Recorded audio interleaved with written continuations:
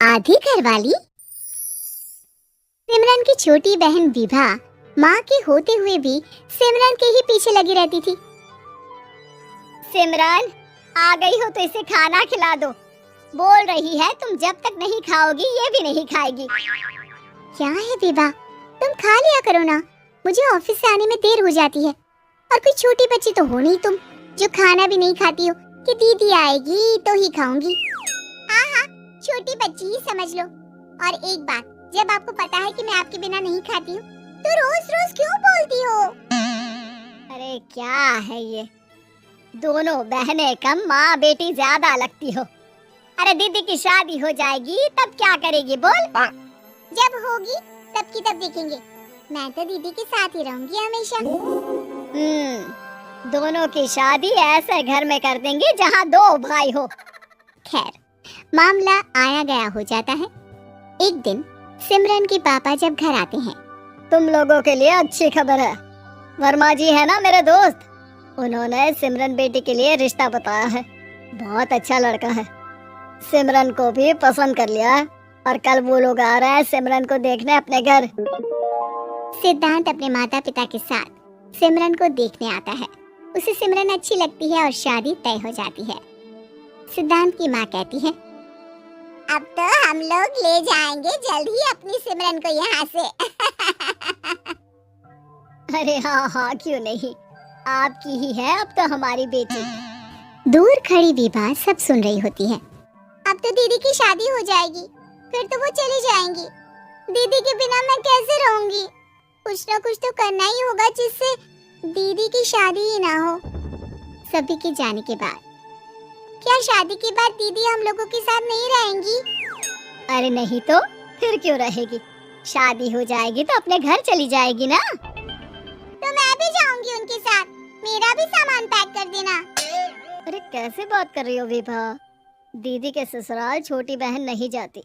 हाँ, कभी कभी जाकर मिलाना और रोज फोन पर भी बात कर लेना, ठीक है? नहीं पापा, आप तो जानते हैं मैं दीदी के बिना खाना भी नहीं खाती, ना ही मुझे उनके बिना नींद आती है। सिमरन बहन की बात सुनकर इमोशनल हो जाती है। अगले दिन से विभा खाना खाना छोड़ देती है। लोगों के लाख समझाने के बाद भी विभा ना खाती है ना ही सोती है। अंत में हार मानकर सिमरन सिद्धांत से मिलती है। सिद्धांत, मेरे मम्मी पापा ने बचपन से ही विभा और मुझे साथ रखा। वो मुझसे बहुत जुड़ी है। मुझे उसकी टेंशन रहेगी शादी के बाद, क्योंकि वो मेरे बिना नहीं रह सकती है।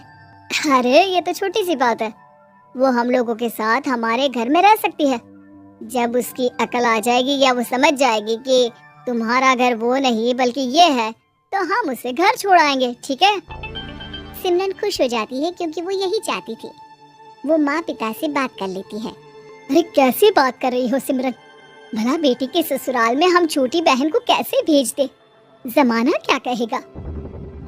अरे तो पागल हो गया है, मना कर दे। इस शादी में इन लोगों का तो ये चलता ही रहेगा, कभी बहन यहाँ आ रही है कभी वो बहन के पास जा रही है। अरे शादी हो रही है, कोई मजाक थोड़ी ना हो रहा है ना बाबा ना।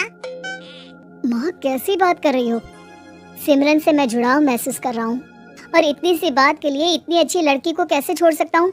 सिद्धांत की भी जिद होती है कि वो सिर्फ सिमरन से ही शादी करेगा, और होता भी वैसा ही है। सिद्धांत और सिमरन की शादी हो जाती है और दहेज में आ जाती है विभा। शादी के बाद बुआ सास कहती है, अरे माँ ना, साली आधी घर वाली होती है, लेकिन ये क्या, तुम तो उसे घर ही ले आए। तभी चाची कहती है, सिद्धांत को तो हम लोगों ने सीधा समझा था, लेकिन सबसे तेज तो यही निकला। अरे देखो कैसे दहेज तो नहीं लिया, लेकिन साली पर कब्जा कर लिया।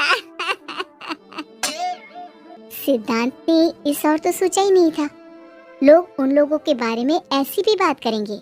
वो वहाँ से चला जाता है और चुपचाप अपने कमरे में लेट जाता है। क्या हुआ सिद्धांत, तुम अचानक से परेशान हो गए, कोई बात है क्या? अरे नहीं, वो थक गया था ना, शादी की सारी तैयारी और रस्मों के बीच, सोच रहा हूँ थोड़ा आराम कर लूँ। हाँ ठीक है, आप लेट जाइए, मैं विभा का बेड लगा देती हूँ जमीन पर। क्या वो यहाँ सोएगी? हाँ, बताया तो था कि उसे नींद नहीं आती मेरे बिना। तो तुम आराम से लेटो ऊपर, हम लोग नीचे बिछा लेते हैं। अरे नहीं नहीं, तुम दोनों आराम से लेटो ऊपर, मैं माँ पापा के रूम में जा रहा हूँ। सिद्धांत वहाँ से दूसरे कमरे में चला जाता है, जहाँ सिद्धांत के पिता उससे कहते हैं, क्या बात है बेटा, तू उस कमरे में क्यों नहीं सो रहा? बहू से लड़ाई हो गई है क्या शादी के पहले दिन ही? नहीं पापा, वो दोनों बहनों को बात करनी थी और मुझे नींद आ रही है, तो मैं यहाँ सोने चला आया। अगले दिन सिद्धांत तैयार होकर ऑफिस जाता है।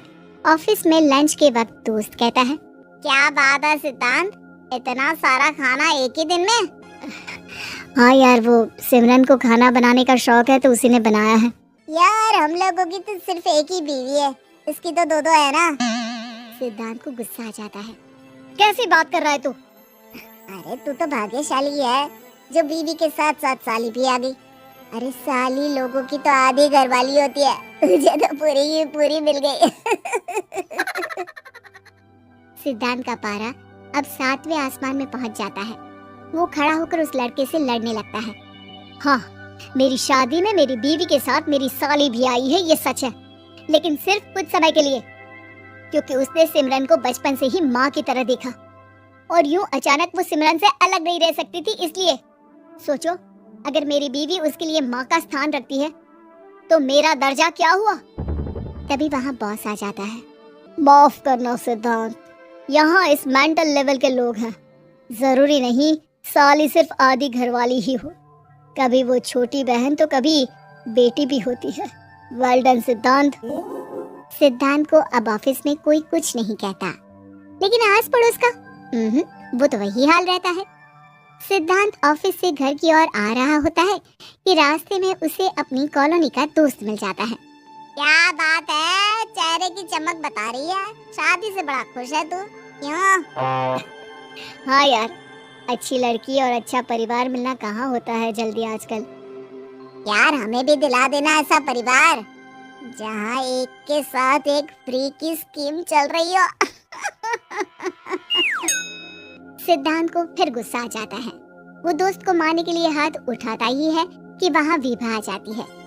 अरे जीजू रहने दीजिए ना, ये लोग नहीं समझेंगे कि इंसानियत क्या होती है। ये सच है कि दीदी से कैसे दूर रहना ये मुझे पता नहीं था। आपने मुझे दीदी के पास रहने का मौका देकर ये समझने का मौका दिया कि लड़की का असली घर उसका ससुराल होता है। मैं समझ चुकी हूँ, मैं जा रही हूँ जीजू, लेकिन मैं खुश हूँ कि आपने मुझे अपनी छोटी बहन समझा। सभी उन लोगों को देखकर ताली बजाने लगते हैं। विभा अपने घर चली जाती है और सिद्धांत खुशी खुशी